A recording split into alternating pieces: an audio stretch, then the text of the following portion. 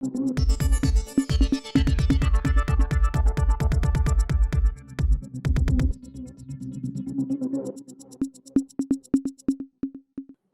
இது news focus Tamil.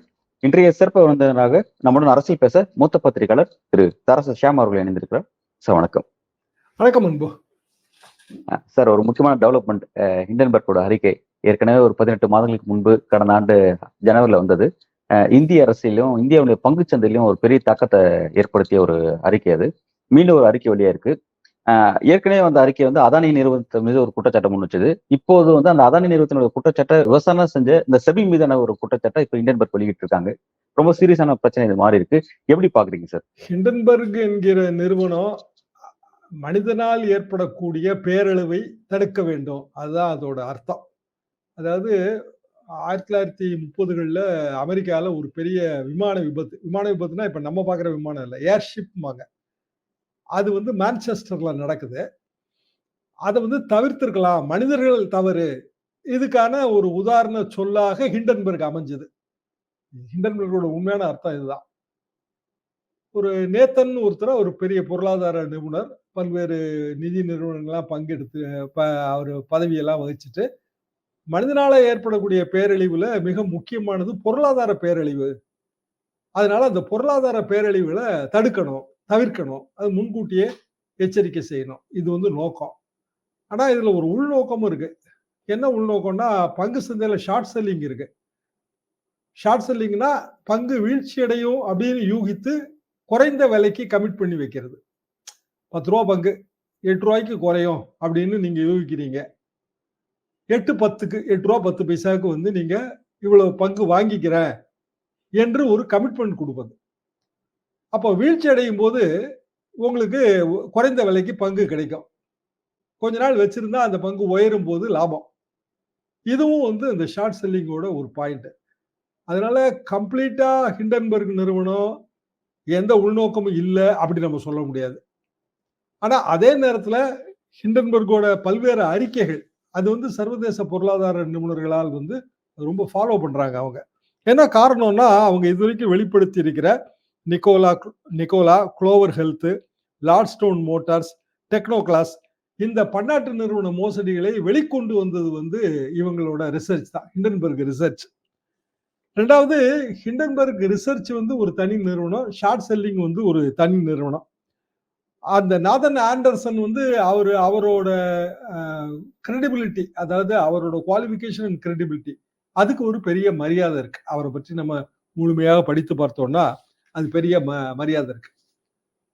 இப்போ இது ஏன் அப்படி அரசியல்ல வருது? ஏதோ ஒரு பங்கு சந்தை, காமன் மேன் நேரடியா பங்கு சந்தையோட தொடர்புடையவன் இல்லை. இந்த நாட்டுல பங்கு சந்தையில முதலீடு செய்யக்கூடியவங்கிறவங்க ஒரு ரொம்ப குறைந்த சதவீதமா தான் இருப்பாங்க இல்லையா, இயல்பாக.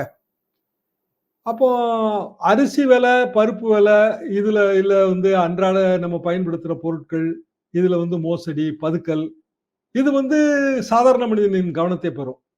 அரசியலையும் பாதிப்பை ஏற்படுத்தும், ஓட்டு வங்கியிலையும் பாதிப்பை ஏற்படுத்தும். இது நம்ம எல்லாருக்குமே தெரியும். பங்கு சந்தையில அதுவும் அதானி நிறுவனம் இல்ல பெரு நிறுவனம் இவங்க ஏற்படுத்துகிற தாக்கங்கள் காமன் மேனை எப்படி பாதிக்கும்? இதுக்கும் அரசியலுக்கு என்ன சம்பந்தம்? இந்த கேள்விக்கான ஒரு விடை இருக்கு. அது என்ன விடை அப்படின்னா, நம்ம பொருளாதார தாராளமயமாக்கல் 1991ல கொண்டு வந்த பிறகு வளர்ச்சியின் இந்த சொல்லாடல் பெரிதும் பயன்படுத்தப்பட்டது. அதாவது அது காங்கிரஸ் ஆட்சி காலத்திலையும் வளர்ச்சிங்கிற சொல் இருந்துச்சு, மோடி ஆட்சி காலத்திலையும் வளர்ச்சிங்கிற சொல். யாராவது வளர்ச்சிக்கு எதிராக ஏதாவது கருத்து சொன்னா அவன் தேச விரோதி. அப்ப வளர்ச்சியை கொண்டு தருவது யார்? கொண்டு தருவது யாருங்கிறதுல ஒரு பெரிய கருத்து வேறுபாடு இருக்கு. இப்ப நான்லாம் வளர்ச்சியை கொண்டு தருவது கிராமங்கள் தான் நான் நம்புறேன். விவசாயிகள், கிராமங்கள், கிராம பொருளாதாரம் சார்ந்த ஒரு நாட்டுல கிராம பொருளாதாரம் முன்னேறினா நாடு தானே முன்னேறிடுங்கிறது என் கருத்து. அதாவது வளர்ச்சிங்கிறது வில்லேஜஸ், கிராமங்களோட சம்பந்தப்பட்டதுங்கிறது என் கருத்து. ஆனா கார்பரேட் சைட்ல வளர்ச்சி என்பது பெரு நிறுவனங்களோட சம்பந்தப்பட்டதுன்னு நேர ஆப்போசிட்டான ஒரு கருத்து இருக்கு. பெருநிறுவனங்கள் அவை வளர்ச்சி அடைந்தால் வேலை வாய்ப்புகள் பெருகும். கிராமங்கள்ல இருந்து வேலை வாய்ப்புகளை பெறுவதற்கு நகரங்களுக்கு, அதாவது பெரிய வேலை வாய்ப்பு, பெரிய ஐடி செக்டரை மட்டும் இல்லைங்க, சாதாரண ஒரு செக்யூரிட்டி கார்டு இல்ல ஒரு பெரிய நிறைய நிறுவனம், ஒரு 60 பேர் வேலை பார்க்குற நிறுவனம், அது சுத்தம் பண்ணி வைக்கிறதுக்காக ஆள் வேணும் இல்லையா? அப்படியான வேலை வாய்ப்புகள். அப்படி வேலை வாய்ப்பு பெருகும்போது அப்வர்ட் மொபிலிட்டி கிடைக்கும். ஒரு சமுதாயத்துக்கு அவங்க மேலெழுந்து போவாங்க. மேலெழுந்து போகும்போது வந்து நாடு வந்து வளர்ச்சி அடைஞ்சிரும். இது ஒரு கருத்து. நான் வந்து இந்த கருத்து வீக்கம்னு நான் நினைக்கிறேன். என்ன காரணம்னா, நீங்க வந்து சாதாரண ஒரு கிராமத்துல ரூ. 2000 நீங்க வந்து இன்னைய தேதிக்கு ஒரு மாசம் ஒரு ஒரு நபர் வந்து கழிக்க முடியும் அப்படின்னா, நகரத்துக்கு வந்தீங்கன்னா அது ரூ. 10,000 மாறும். ரூ. 10,000 அவர் வந்து கிராம பொருளாதாரத்த கைவிட்டுட்டு, அவரோட விவசாயத்த கைவிட்டுட்டு, இங்க வந்து ஏதோ ஒரு நகரத்துல வந்து வேலை பார்க்கும்போது, கிராமமும் நலிவடைஞ்சிருது. அவருக்கும் வந்து தனி மனிதனுக்கும் எந்த முன்னேற்றமும் இல்ல. ஏன்னா, அந்த ரூ. 2000ல சந்தோஷமா வாழ்ந்தவரு, ஏதோ ஒரு சேமிப்போட வாழ்ந்தவரு, இன்னைய தேதிக்கு வந்து சேமிப்பே இல்லாம, வேலை என்னைக்காவது போயிடுச்சு அப்படின்னா, மிகப்பெரிய கடினமான வாழ்க்கை சூழல்ல போய் சிக்கிறார். இத நம்ம பார்க்கிறோம். சுற்றி real estate development. Real estate development வந்து பெருநிறுவனங்கள் தோன்றின பிறகு தான் இவ்வளவு வருது. நான் இந்த சென்னைக்கு வந்தபோது, சென்னையை சுற்றி ஏராளமான கிராமங்கள். கூட்டங்களுக்கெல்லாம் போவேன். இப்ப இன்னைக்கு நீங்க பார்க்கிற பெருங்குடி எல்லாம் கிராமங்க. கூட்டங்களுக்கெல்லாம் போவோம். சென்னையே வந்து ஒரு 10 கிலோமீட்டர் தாண்டிட்டா கிராமம் தான். ஆனா இப்ப எல்லாமே கட்டடமா மாறிடுச்சு. இப்ப அங்க இருந்த விவசாயிகள், அங்க நிலம் வச்சிருந்தவங்க எல்லாருமே அந்தந்த பெருநிறுவனங்களுக்கோ இல்லைன்னா இன்னொரு ரியல் எஸ்டேட் நிறுவனத்துக்கோ அவங்க நிலத்தை வித்துட்டு பணத்தை வாங்கி அந்த பணத்தோட மதிப்பும் வந்து காலப்போக்கில் இழந்து ஒரு 10 லட்ச ரூபாய்க்கு ஒரு நிலத்தை ஒருத்தர் வித்திருந்தான் 10 வருஷம் கழிச்சு பார்த்தீங்கன்னா அந்த 10 லட்ச ரூபாய் நத்திங்னு ஆயிருக்கும். கடைசியில் அந்த நிறுவனத்திலே அவன் வந்து செக்யூரிட்டி கார்டாவோ இல்லைன்னா கூட்டி பெருக்கிறவனாவோ வேலை பார்க்கறத நம்ம கண்ணால பார்க்கிறோம். இப்ப எது வளர்ச்சி என்பதுல வந்து கருத்து வேறுபாடு இருக்கு. பங்களாதேஷோட வீழ்ச்சிக்கு முக்கிய காரணம் என்னன்னா வளர்ச்சி என்பது இப்ப இதே மாதிரிதான் பெருநகர வளர்ச்சி.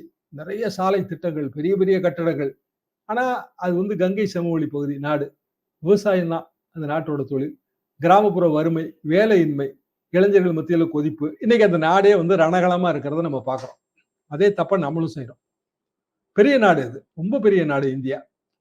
அப்போ வளர்ச்சியை பற்றிய ஏதாவது கேள்வி கேட்டா தேச துரோகிங்கிற முத்திரை வந்து இங்க விழுது.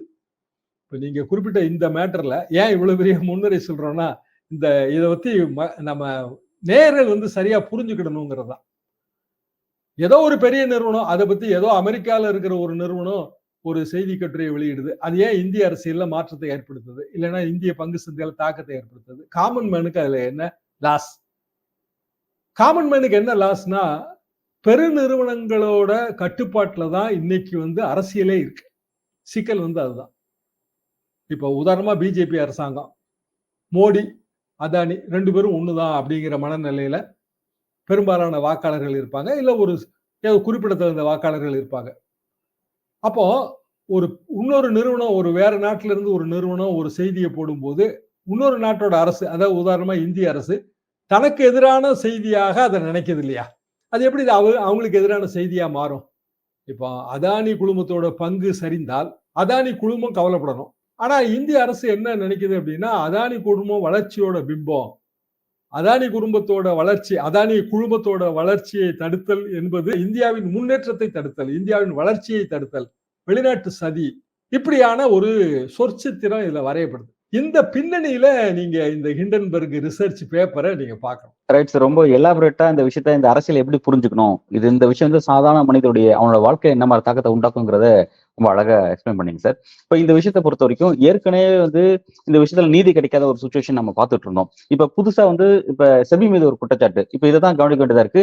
ஏற்கனவே அந்த குற்றச்சாட்டை விசாரிக்கக்கூடிய ஒரு இடத்துல தான் செபி இருந்துச்சு. இப்ப செபியினுடைய தலைவர் மீது ஒரு குற்றச்சாட்டு இப்ப இதன் மூலம் வந்திருக்குது அப்படிங்கிறது, இது உண்மையிலே வந்து செபிக்கு என்ன விதமான நெருக்கடி ஒண்ணு பேச வேண்டியது இருக்கு. இந்த பாஜக அரசுக்கு மோடியோட 3.0க்கு இது என்ன அரசியல் நெருக்கடி உண்டாக்கி இருக்கு? செபியோட எனக்கு நேரடியா ஒரு அனுபவம் இருக்குங்க. இப்போ நீங்க குறிப்பிட்ட இந்த செபியோட தலைவர், அவங்க பெண் தலைவர், அவங்க வந்து ஐசிஐசிஐ பேங்க்ல வந்து பெரிய பொசிஷன்ல இருந்தாங்க. இந்த ஐசிஐசிஐ பேங்க் வந்து நம்ம பகுதியில பேங்க் ஆஃப் மெஜிரான்னு ஒரு பேங்க் இருந்ததுங்க. ஒரு 25 வருஷத்துக்கு முன்னாடி. இந்த பேங்க் ஆஃப் மெஜிரா எப்படி உருவாக்கப்பட்டதுன்னா, கிராமப்புறங்கள்ல வங்கி சேவையை கொண்டு போய் சேர்க்கணுங்கிற ஒரு உயரிய நோக்கத்தோட ரொம்ப ரொம்ப பெரியவங்க எல்லாம் முதலீடு போட்டு அந்த பேங்கை உருவாக்கி வங்கி கிளைகள் திறந்தாங்க. அப்புறம் அது பாண்டியன் கிராம வங்கி, இந்த மாதிரி பெயர்கள்லாம் அதுல வந்துச்சு. இந்த பெயர்கள்லாம் கூட இப்ப மக்களுக்கு மறந்துருக்கும் தான் நினைக்கிறேன், பாண்டியன் கிராம வங்கி பேர்லாம். இந்த பேங்க் ஆஃப் மெஜிரால இந்த டாப் வந்து ஐசிஐசிஐக்கு என்டையர் பேங்கையும் அப்படியே டிரான்ஸ்பர் பண்ணிடலாம், அதுக்கு ஒரு பங்குக்கு இன்ன வேலை என்று நிர்ணயித்து அந்த முடிவெடுத்து அவங்களோட ஜெனரல் பாடி மீட்டிங்ல ரெசல்யூஷன் போட்டாங்க. அந்த வழக்கு என்கிட்ட வந்துச்சுங்க. அதாவது பேங்க் ஆஃப் மெஜிராவோட எம்ப்ளாயீஸ் யூனியன் வந்து அதை எதிர்த்தது. யூனியன் சார்பா நான் வாதாடுறேன். அப்பதான் நான் முழுமையா இதை தெரிஞ்சுக்கிட்டேன். ஒரு 25 இயர்ஸ் பேக் முழுமையாக இதை நான் தெரிந்து கொண்ட போது அப்பதான் தாராளமயமாக்கெல்லாம் வந்துருச்சுங்க. 91 காலகட்டத்துக்கு பின்னாடி 2000 நான் சொல்றது ஆவரேஜா 2000 24 வருஷத்துக்கு முன்னாடி. அப்போ வந்து ஒரு பெரிய வங்கி அதோட நோக்கம், அடிப்படை நோக்கம் கிராமங்களுக்கு பணிபுரிதல். அது வந்து இன்னொரு வங்கிக்கு தன்னோட என்டையர் ஸ்ட்ரக்சரை விக்குது. அந்த வங்கியில நம்ம ஏன் மூலதனம் போட்டோம், ஏன் டெபாசிட் போட்டோம்னா இந்த நோக்கத்தை நம்பி, இந்த மேண்டேட்டை நம்பி. ஆனா அந்த வங்கி புதிதாக வரப்போகிற வங்கி கிராமங்களுக்கு போவதானா இல்ல. அது வந்து நகர்ப்புற வங்கி. அவங்க முதல் மேண்டேட் அப்படிதான். இப்போ வந்து ஐசிஐசிஐ நிறைய கிராமங்களுக்கு எல்லாம் வந்துருச்சுங்க. அப்போ முதல்ல அவங்க வந்து நகர்ப்புற வங்கி தாங்க. இன்னும் சொல்ல போனால் HDFCக்கெல்லாம் முன்னாடி முதல்ல வந்த ஒரு மாடர்ன் நகர்ப்புற வங்கி அது ஐசிஐசிஐ. உங்களுக்கு ஞாபகம் இருக்கும். இப்பவும் ஐசிஐசிஐ பெரிய அளவுக்கு வளர்ந்துருக்கு. அப்ப நாங்க அதை எதிர்த்து வழக்கு இங்க சென்னை உயர்நீதிமன்றத்தில் சிங்கிள் ஜட்ஜி முன்னாடி, அதுக்கு பிறகு வந்து அதுல எங்களுக்கு பாதகமான தீர்ப்பு கிடைச்சது. எம்ப்ளாயிஸ் யூனியனுக்கு அகைன்ஸ்டான தீர்ப்பு கிடைச்சது. அதுக்கு பிறகு ஃபர்ஸ்ட் பெஞ்ச் சிஜே பெஞ்ச்ல, அதுக்கு பிறகு சுப்ரீம் கோர்ட்ல. இந்த வழக்கோட தாத்பரியம் என்ன அப்படின்னா, ஒரு வங்கி அந்த வங்கி வந்து இன்னொரு வங்கியா உருமாற்றம் செய்யும் போது அதோட அடிப்படை கொள்கையை மாற்ற முடியாது. அதாவது நம்மளோட பேசிக் ஸ்ட்ரக்சர் டாக்டரின் மாதிரி தான். இந்தியாங்கிறது அடிப்படையில இந்த நாடு. நீங்க என்ன மாற்றம் வேணாலும் கொண்டு வரலாம். ஆனா இந்த அடிப்படையை மாற்ற முடியாது. இப்படியான ஒரு வாதத்தை தான் அப்ப வச்சோம். எதிர்த்தரப்பு வச்ச வாதம் என்னன்னா, எதுவா இருந்தாலும் வந்து அந்த வங்கி வந்து பங்கு மார்க்கெட்டுக்கு வருது. பங்கு மார்க்கெட்டுக்கு வரும்போது பங்குதாரர்களுக்கு லாபம் சம்பாதிச்சு கொடுக்க வேண்டியது மட்டும்தான் அதோட நோக்கம். பங்குதாரர்களுக்கு லாபம் சம்பாதிச்சு கொடுக்கிற நோக்கத்துல மாற்றம் வந்துகிட்டே தான் இருக்கும். ஏன்னா தொழில்நுட்பமும் முன்னேற்றமும் வளர்ச்சியும் வேற வேற. அப்ப அந்த மாற்றம் வரும்போது பங்குதாரர்கள் நன்மைக்காக என்ன முடிவு வேணாலும் அவங்க எடுக்கலாம். அதுக்குதான் வந்து ஆனுவல் ஜெனரல் பாடி மீட்டிங் போட்டு இன்னொரு வங்கியாக மாறுறதுன்னு முடிவு எடுத்துட்டோம். பேங்க் ஆஃப் மெஜிரா அழியல, அது இன்னொரு வங்கியாக பரிணாமம் பெற்றுருச்சு அப்படிங்கிறது அவங்க வாதம். நீதிமன்றம் இதுக்குள்ள போக விரும்பல. இங்க எனக்கு நான் வந்து ஹைகோர்ட் வரைக்கும் தான் ஃபாலோ பண்ணேன். ஹைகோர்ட் அதுக்குள்ள போக விரும்பல.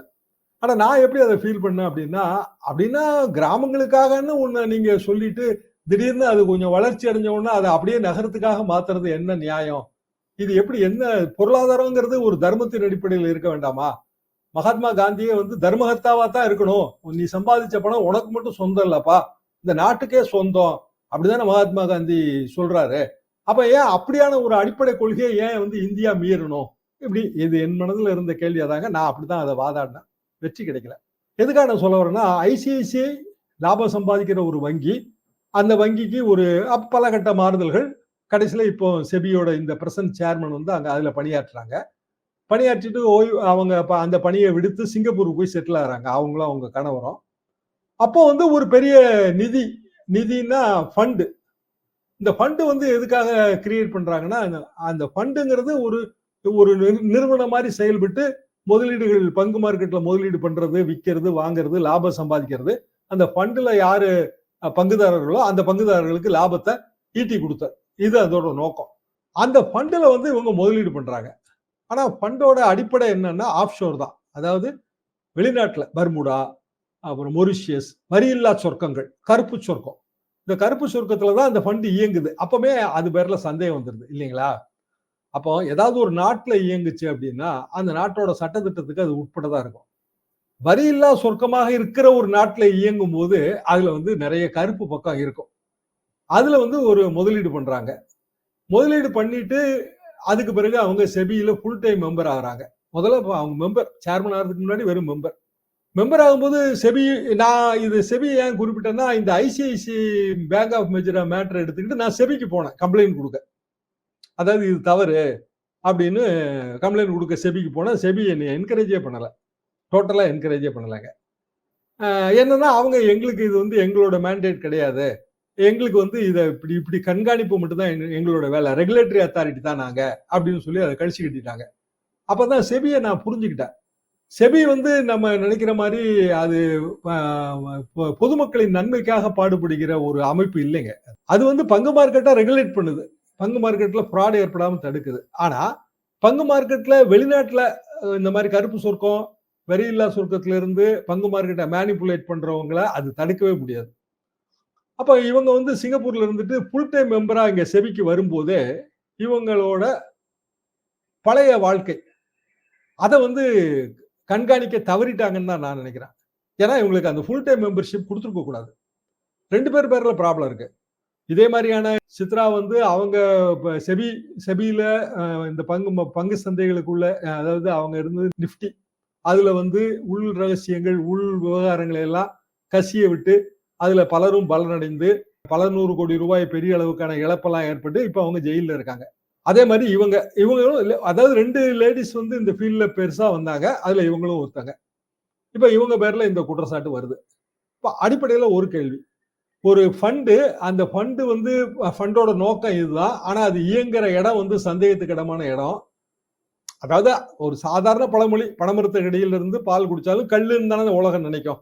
அந்த பழமொழி மாதிரி ஒரு வரியில்லா சொர்க்கத்துல இயங்குகிற ஒரு நிதி, அந்த நிதியில முதலீடு பண்ண ஒரு தம்பதி, அவங்கள வந்து பங்கு மார்க்கெட்டை கண்ட்ரோல் பண்ணக்கூடிய அமைப்போட முழு நேர உறுப்பினராக எப்படி மாத்தலாம்? முழு நேர உறுப்பினர் ஆனபோது நான் இதெல்லாம் சொல்லியிருக்கேன்னு அவங்க சொல்றாங்க. டிஸ்க்ளோஸ் பண்ணியிருக்கேன். நான் இதை பத்தி எல்லாம் விவரமா சொல்லியிருக்கேன்னு. ஆனாலும் அவங்க ஆயிருக்க கூடாது. இதுக்கு நான் இன்னொரு எடுத்துக்காட்டு வைக்கிறேன். இப்ப வழக்கறிஞர் நீதிபதி ஆகலாம். உங்களுக்கு தெரியும். அந்த வழக்கறிஞர் பேர்ல சந்தேகம் இருந்தா நீதிபதி ஆக முடியாது. என்ன காரணம்னா அது பிரசிடென்ஷியல் வாரண்ட் வரும்போது அந்த வழக்கறிஞரை நீதிபதி ஆக்கும்போது அவர் எடுத்த வழக்குகள் இப்ப வந்து பல்வேறு குற்ற வழக்குகளில் தொடர்புடைய கிரிமினல் லாயர், அவர் குற்ற வழக்குகளில் தொடர்புடைய குற்றவாளிகளுக்காகவே ஆஜராகி வராரு. அவர் பேர்ல பல சந்தேகங்கள் இருக்கு. இல்ல வந்து பல நிதி நிறுவன மோசடிகளுக்காகவே ஆஜராகி வராரு. அவங்கள வந்து நீதிபதி ஆக்க ரொம்ப தயங்குவாங்க. சப்போஸ் நீதிபதி ஆயிட்டாருன்னு வச்சுக்கோங்க. நீதிபதி ஆன பிறகு பழைய வழக்கு ஒரு 10-12 வருஷத்துக்கு முன்னாடி நான் நீதிபதி ஆயிட்டாங்க. 10-12 வருஷத்துக்கு முன்னாடி என் கட்சிக்காரன் ஒருத்தன். அவன் வழக்கு திருப்பி ஏன் முன்னாடியே வந்தா நான் என்ன பண்ணுவேன்? ஐயா நான் அந்த வழக்கை விசாரிக்க விரும்பல. ரெக்யூஸ் பண்ணிடுவேன் இல்லையா? நீங்க நிறைய பார்க்கலாம். நிறைய வழக்குகள் வந்து நீதிபதி விசாரிக்க விரும்பவில்லை. வேறொரு நீதிபதி நியமிக்கணும். அதனால இன்னொரு வாய்தா ஆயிடுச்சு. இப்படி பல இது பார்க்கலாம். சாதாரண பெயில் வழக்குகளை கூட நீங்க அதை பார்க்கலாம். அப்போ என்னைக்கு வந்து செபி இதை விசாரிக்கணும், அதாவது பழைய ஹிண்டன்பர்க் அறிக்கையை வைத்து அதானி குழுமோ இந்த பங்கு சந்தை முறையீடு இதெல்லாம் விசாரிக்கணுங்கிற ஒரு மேண்டேட் வந்துச்சோ போன வருஷம் 2023ல, அப்பவே இவங்க வந்து பதவி விலகி இருக்கணும்ல. இல்ல நாங்க இதை விசாரிக்க முடியாதுங்க, நான் விசாரிக்க இந்த கமிட்டியில நான் இருக்க விரும்பலன்னா சொல்லிருக்கணும்ல. இல்ல லாஸ்ட் டைம் வந்து அந்த அறிக்கையில வந்து எங்கேயும் செபி மீது குற்றச்சாட்டு வைக்கல ஹிண்டன்பர்க். முழுக்க அதானி மீது தான் வச்சாங்க. பட் இப்ப வந்திருக்க அறிக்கை தான் இல்ல அதானி மீது வச்சாலும் அதை விசாரிக்க வேண்டியது செபி தானே. அப்ப செபியில இருக்கிற ஒரு ஃபுல் டைம் மெம்பர் அவங்க வந்து ஒரு ஃபண்ட்ல முதலீடு பண்ணது அவங்களுக்கு தெரியும்ல, நமக்கு தெரியாது. அவங்களுக்கு தெரியும்ல. அப்ப நான் டிஸ்க்ளோஸ் பண்ணிட்டேன்னு அவங்க சொல்றாங்க. நான் வந்து இந்த ஃபண்ட்ல முதலீடு பண்ணிருக்கேங்கிறத நான் மெம்பர் ஆகிறதுக்கு முந்தையே நான் சொல்லிட்டேங்க. அதாவது நம்ம பல நேரங்கள்ல வந்து வாலண்டரி டிக்ளரேஷன் பண்ணுவோம் இல்லைங்களா? ஒரு ஃபார்மை ஃபில்அப் பண்றோம். ஐ ஹியர் பை டிக்ளேர் அப்படின்னு கடைசியில் ஒரு 2 காலம் வரும். அதுல கையெழுத்து போடுவோம். அது வந்து அப்படியே எடுத்துக்குதா? சட்டம் வந்து அப்படியே எடுத்துக்குது. அந்த டிக்ளரேஷன்ல நீங்க தவறா டிக்ளேர் பண்ணிருந்தீங்கன்னா, நிறைய பேர் கண்ண மூடிட்டுலாம் கையெழுத்து போட்டுருவாங்க. தவறா டிக்ளேர் பண்ணீங்கன்னா நாளைக்கு ஒரு ப்ராப்ளம் வந்தீங்கன்னா டிக்ளரேஷனே உங்களுக்கு எதிராக இருக்கும். அப்போ இவங்க அப்படி டிக்ளேர் பண்ணதாக சொல்றாங்க. அப்ப டிக்ளேர் பண்ணாலும் அந்த ஃபண்டு நிர்வகிச்சது, அந்த ஃபண்டோட நோக்கம் பங்கு மார்க்கெட்ல வித்து வாங்குறது. அந்த ஃபண்டுல யாரோட பணம் இன்வால்வ் ஆயிருக்குன்னா அதானி குழுமத்தை சேர்ந்தவர்களின் பணம் இன்வால்வ் ஆயிருக்கு. அந்த ஃபண்ட்ல இவங்களும் முதலீடு போட்டிருக்காங்க. உதாரணமா ஒரு 100 பேர் சேர்ந்து ஒரு ஃபண்டை கிரியேட் பண்ணிருக்காங்கன்னா இவங்க 100ல ஒருத்தர். அந்த 100 பேர்ல ஒரு 2 பேர் வந்து அதானி குழுமத்தோட சம்பந்தப்பட்டவங்க. இப்போ ஒட்டுமொத்தமா அதானி குழுமத்தை பத்திய ஒரு விசாரணை நடக்க அப்படின்னா அந்த ஃபண்ட்ல முதலீடு பண்ண எல்லாரும் அதுக்கு பொறுப்பு. அந்த எல்லாருங்கிறதுல மத்தவங்க எல்லாம் செபியோட சம்பந்தப்பட்டவங்க கிடையாது. இவங்க செபியோட சம்பந்தப்பட்டவங்க. செபி தான் இதை விசாரிக்க போகுது அப்படின்னா போன வருஷமே இதை சொல்லிருக்கணும்ல அவங்க. நீங்க வந்து போன வருஷம் சொல்லிருக்கின்ற ஒரு நியாயமான ஒரு கேள்வி வைக்கிறீங்க. ஆனா இப்ப இந்த விஷயம் வெளியினது கூட இதுக்கு எனக்கு சம்மதம் இல்லை அப்படின்ற மறுப்பு தான் வெளியிடுறாங்களே தவிர இதுக்கு ஒரு காரணத்தை வர கற்பிக்கிறாங்க தவிர நான் வந்து அதுக்கு பொறுப்பு அப்படின்றது நான் வந்து ராஜினாமா பண்ணிக்கிறேன் அந்த இடத்துக்கு அவங்க வர மாட்டாங்க. இப்போ அதை மறுக்கக்கூடிய அரசியல் தான் செய்யறாங்க. அந்த அவங்க ராஜினாமா நோக்கி இது போயிடும் தான் நான் நினைக்கிறேன். ஏன்னா பங்கு சந்தை இன்னைக்கு விழுதுங்க. இத்தனைக்கும் நேற்றுக்கு வந்து செபி ஒரு அறிக்கையெல்லாம் விட்டுருக்கு. இந்த மாதிரி வந்து ஒரு நிறுவனம் இப்படி எல்லாம் சொல்லுது. ஆனா வந்து முதலீட்டாளர்கள் அந்த அப்படியான வதந்தி எல்லாம் நம்பக்கூடாது, அப்படியான அறிக்கைகளை எல்லாம் நம்பக்கூடாது. அவங்க வந்து டியூ டெலிஜென்ஸ் அவங்க சொந்த இதை பயன்படுத்தி சொந்த அறிவை பயன்படுத்தி அவங்க பங்கு மார்க்கெட்ல அவங்க நிதானமா செயல்படணும் அப்படி இப்படின்னு ஒரு அறிக்கை விட்டுருந்தாங்க. ஆனா மக்கள் அதை ஏத்துக்கல. பங்கு மார்க்கெட்ல இருக்கிற அதாவதுங்க நமக்கு பங்கு மார்க்கெட்டோட இன்ட்ரிகசிஸ் டே டு டே என்ன நடக்குதுன்னு நமக்கு தெரியாம இருக்கும். ஆனா பங்கு மார்க்கெட்லயே டெய்லி வாழ்றவங்க இருப்பாங்கல்ல, அவங்களோட ரியாக்ஷன் தானே உண்மை. அப்ப அவங்க ரியாக்ஷன்ல ஒரே ஒரு கம்பெனி ஸ்டாக் விழுது. காலையில பார்த்தப்ப 7% விழுந்து இருந்ததுங்க. இப்போ மத்தியானம் க்ளோஸ் ஆகும்போது எவ்வளவு விழுதுன்னு எனக்கு தெரியாது. அப்போ ஒரு குழுமத்தோட ஸ்டாக் விழுது. போன அறிக்கை வந்த போதும் அதே குழுமத்தோட ஸ்டாக் விழுந்தது. பல லட்சம் கோடி ரூபாய் அதுல இழப்பு ஏற்பட்டுச்சு. அது பிறகு அதை கொஞ்சம் கொஞ்சமா பிக்கப் பண்ணும்போது 2, 3 வழக்குகள் சுப்ரீம் கோர்ட் வழக்குகள்ல அந்த நிறுவனத்துக்கு சாதகமாக தீர்ப்பு வந்துச்சு. செபி வந்து அந்த நிறுவனத்துக்கு சாதகமாக அறிக்கை கொடுத்தது. இதெல்லாம் வச்சு திருப்பி இழந்ததை அவங்க ஈடுகட்டினாங்க. இப்போ அதையும் தாண்டி சேதாரம் வருது. செபியோட அஷூரன்ஸுக்கும் பிறகு செபியில வந்து நான் வந்து எப்படி ஃபீல் பண்றேன்னாங்க, பிரைவேட்ல இருந்து வர்றவங்க செபியோட சேர்மன் ஆகக்கூடாதுன்னு நான் நினைக்கிறேங்க. இவங்க பிரைவேட்ல இருந்து வந்தவங்க. பிரைவேட்ல இருந்து வந்து செபியோட சேர்மன் ஆனது இவங்க தான் ஃபர்ஸ்ட். இது வரைக்கும் அது கவர்மெண்ட் சர்வன்ஸ் தான், ஃபைனான்ஸ் சைட்ல இருக்கிற கவர்மெண்ட் சர்வன்ஸ் தான் செபிக்குள்ள போறாங்க. சேர்மன் லெவலுக்கு மெம்பரா இருக்கலாம். ஏன் அப்படி நான் சொல்றேன் அப்படின்னா, பிரைவேட் மெம்பர்கள் அவங்க வந்து பல பல பெரிய பெரிய பதவிகள் இருந்திருப்பாங்க, ஓய்வு பெற்றிருப்பாங்க, இல்ல பதவி விலகி இருப்பாங்க. அதுக்கு பிறகு அவங்க வந்து வேற ஏதாவது ஒரு தொழில் பண்ணியிருப்பாங்க. அவங்க சேர்மன் ஆகும்போது அவங்க இதுக்கு முன்னாடி பண்ண தொழில்ல ஏற்படுற பிரச்சனைகள் அதுலயும் பாதிக்கும்ல. ஆனா கவர்மெண்ட் சர்வெண்டா இருந்து சேர்மனா இருந்தா அது பாதிக்காதுல்ல.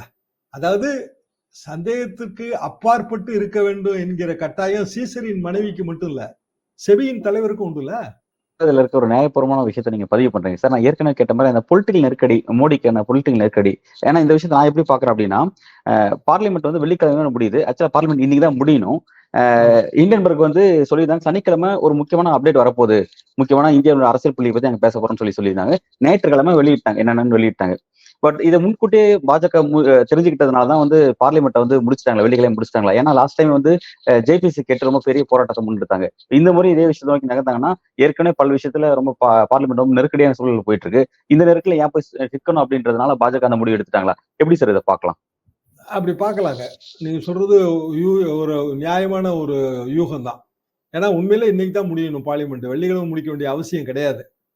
அப்போ ஏன் அவசரமா முடிச்சாங்கங்கிறதுல ஒரு பெரிய சந்தேகம் அப்போதே இருந்தது. அதுக்கு பிறகுதான் வந்து இவங்க இந்தியாவில பெரிய மாறுதல் ஏற்பட போகுதுங்கிற அந்த ஒரு வார்னிங்கோட இந்த அறிக்கை வெளிவந்துச்சு. அப்படி யூகிச்சிருக்கோம், பிஜேபி யூகிச்சிருக்கோம். காரணம் வந்து என்னதான் வந்து ஹிண்டன்பர்க் ரிசர்ச் நிறுவனமா இருந்தாலும் அந்த நிறுவனம் கடைபிடிக்கிற மெத்தட் என்னன்னா, மார்க்கெட்டை வந்து அனலைஸ் பண்றோம், ரிசர்ச் பண்றோம், எல்லாம் தாண்டி சம்பந்தப்பட்ட நிறுவனங்களுக்கு உள்ள இருக்கிற விசில் ப்ளோயர்ஸும் எங்களுக்கு தகவல் தராங்கன்னு அவங்க ஒத்துக்கிட்டு இருக்காங்க. அதாவது அதானி குழுமத்துக்குள்ள இருக்கிறவங்களும் தகவல் தருவாங்கன்னு. அதே மாதிரி ஹிண்டன்பர்க் ரிசர்ச்ல இருக்கவங்களும் அதானி குழுமத்துக்கு தகவல் தருவாங்கல்ல. விசில் ப்ளோயர் 2 பக்கம் இருப்பாங்கல்ல. அப்ப முன்கூட்டியே அவங்க யூகிச்சிருப்பாங்க, இது வரப்போகுதுங்கிறத யூகிச்சிருப்பாங்க. தடுக்க முடியாது. இந்த சர்ச்சை வேண்டான்னு முடிவு பண்ணியும் பார்லிமெண்ட்டை முன்கூட்டியே ஒத்தி வச்சிருக்கலாம். இதுல தேவையற்ற வகையில இத நாட்டோட வளர்ச்சி, இந்த மாதிரி கேள்வி கேட்கிறவங்க எல்லாருமே வந்து தேச துரோகிகள், இந்த முத்திரையை வைஸ் பிரசிடென்ட் லெவல்ல குத்துறது தப்பு. தன்கர் அறிக்கை விடுறாரு இதுக்கு. நேற்று பேரெல்லாம் குறிப்பிடல, ஆனா புரியுது, அது படிக்கும்போது புரியுது. அப்ப எதுக்கு வந்து ஒரு உயரிய பதவி, குடியரசுத் தலைவர், துணை குடியரசுத் தலைவர்லாம் உயரிய பதவியை அவங்கள கொண்டு வந்து இந்த ஷேர் மார்க்கெட் சர்ச்சையில கொண்டு வந்து இழுத்து விடுறாங்க. அப்பதான் அரசியல் இருக்குன்னு தெளிவா புரியுது. அப்புறம் தங்களை பாதிக்கும்னு நினைக்கிறாங்க. ஏன்னா அவங்களுக்கு வரிசையா இப்போ இது ரொம்ப பாதிக்க போற மாநிலம் எதுனா மகாராஷ்டிரா தான். மகாராஷ்டிரால தேர்தல் வருது. அப்புறம் உடனடியாக உத்தரப்பிரதேச தேர்தல்கள். அப்போ பொலிட்டிக்கலாவும் இது நம்மளுக்கு பாதகம்னு பிஜேபி நினைக்குது. அதுல ஒன்றும் மாற்று கருத்து இல்லை. அதனாலதான் அவுட் ஆஃப் த வே போய் வந்து அதானியை சப்போர்ட் பண்றாங்க. இது சிம்பிளா எப்படி டீல் பண்ணிருக்கலாம்னா, இந்த ஒரு அறிக்கை வெளி வந்திருக்கு, அதில் சாதக பாதகங்களை ஆராயிரும், இதுக்கு வந்து ஒரு குழு போட போறோம், இப்படியான அறிக்கைகள் தான் பெட்டரா இருந்திருக்கும். மக்களுக்கும் அது ஒரு நம்பிக்கையை கொடுத்திருக்கும். ஆனா ஒரு கம்ப்ளீட்டாவே வந்து ஒரு ஒன் சைடட் ஆதரவு மாதிரி, அதாவது இதே சித்ரா அவர்களுக்கு பெரிய ஆதரவு கொடுத்தாங்க.